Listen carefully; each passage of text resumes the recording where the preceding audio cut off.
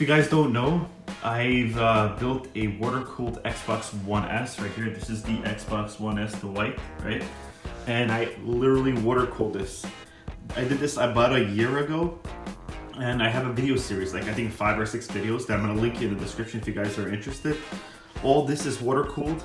All this is going inside the case, and this is a radiator. This is a water pump, and what it's doing is basically there's a water block that's inside the system, and this water block cools the CPU. And what cools the water block is this liquid here. The liquid goes into the radiator right here. The radiator cools the liquid, comes out the other side, goes back in, and it does that cycle till the CPU is cool. And this took me a while. This whole process took about a good week. And I did a bunch of videos where I started off by taking apart the Xbox One S that I built it, put it back together with all the parts in it, then I water cooled it, then I filled the liquid.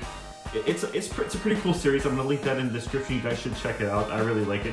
Now, today, what we're gonna do today, we're gonna actually test out Fortnite. Yes, right here, this is Fortnite. And it's connected to the Xbox right here, and I have my controller. The reason I have the cord is because I don't have any batteries right now, and I'm using this cord to play the game and test it out.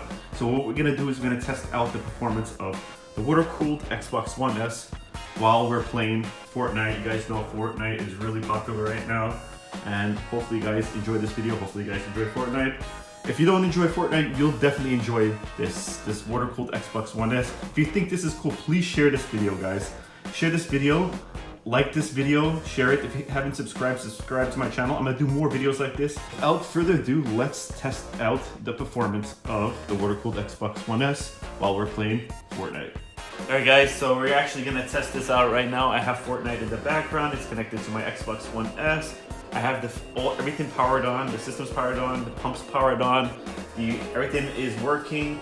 It's cooling our Xbox One S. Now we're gonna test out the performance. Does it make a difference? So I'm gonna start the game right now. All right, guys, so again, I don't usually play with the controller. I mean, I've played with a controller before. I know like the joystick, what each button does and stuff, but I'm usually I play with the keyboard and mouse, so I'm gonna suck with the controller. I'm not playing this game to like try to win. I'm just testing out the performance of the Xbox One S while it's water-cooled.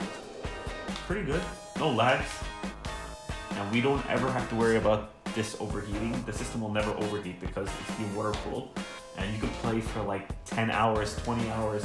You can play for days, and it will never affect the performance of the Xbox. So that's pretty cool. One thing I would like to say, you don't really need to water-cool an Xbox or any system. Its cooling is good enough, but why not take it to the next level? You know, I'm the type of person that loves to tinker with things, loves to build things. If I have an idea of something, you know, if I think it's cool, I'm definitely gonna do it. But I thought it was cool. It's not practical. I mean, the Xbox and all the parts with the water cooling stuff all together came up to around $1,000, so not that practical, but the cool factor is way up there.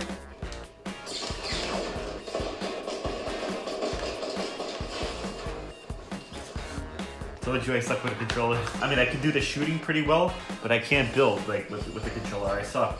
You don't really need to water cool an Xbox One S. It's not practical.